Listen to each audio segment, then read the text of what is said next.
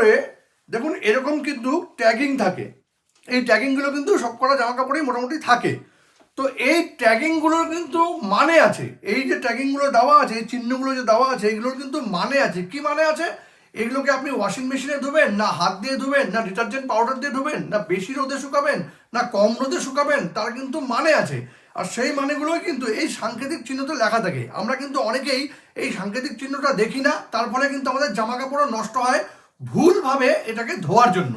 তো আসুন এই ভিডিওর মাধ্যমে আমি আপনাদের দেখিয়ে দিচ্ছি এই সাংকেতিক চিহ্নগুলো কি কি আর কিভাবে এগুলো কাজ করে। দেখুন, জামা কাপড়ের গায়ে আমি 1 নম্বর দিয়ে বলছি, জামা কাপড়ের গায়ে যদি এরকম চিহ্ন থাকে, দেখুন এটা একটা বালতি, ঠিক আছে?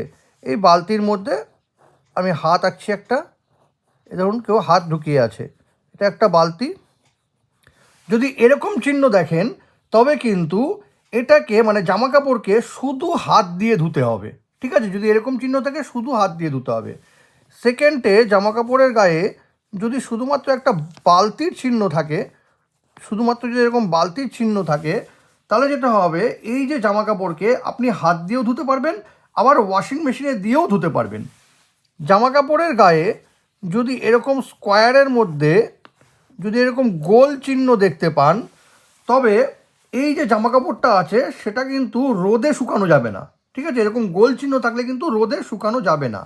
আবার জামা কাপড়ের গায়ে যদি এই দেখুন স্কোয়ার আছে, স্কোয়ারে গোল আছে, তারপরে যদি এরকম কাটা থাকে, তবে সেই জামা কাপড়কে কিন্তু রোদে আপনি শুকাতে পারবেন, ঠিক আছে? আবার জামা কাপড়ের গায়ে যদি এরকম চিহ্ন থাকে, আমরা ইস্ত্রি করি না, ইস্ত্রির চিহ্ন এটা, যদি এরকম একটা ডট থাকে, তবে কম গরম করে আপনার জামা কাপড়কে কিন্তু প্রেস করতে হবে যদি একটা ডট থাকে। আবার জামা কাপড়ের গায়ে যদি 3টে ডট থাকে এরকম, তাহলে কিন্তু সেই জামা কাপড়কে আপনি যে প্রেসটা আছে সেটাকে কিন্তু বেশি গরম করেও প্রেস করতে পারবেন। সুতরাং জামা কাপড়ে অবশ্যই দেখে নেবেন যে আপনার জামা কাপড়ে কি সাংকেতিক চিহ্ন আছে। এই ইনফরমেশনটি যদি কখনো আপনাদের কাজে লেগে থাকে তবে কিন্তু এটাকে অবশ্যই শেয়ার করবেন। আর এরকম নতুন নতুন ইনফরমেটিভ ভিডিও পেতে প্লিজ সাবস্ক্রাইব আমার চ্যানেল সাবজেক্ট সম্রাটকে। Thank you.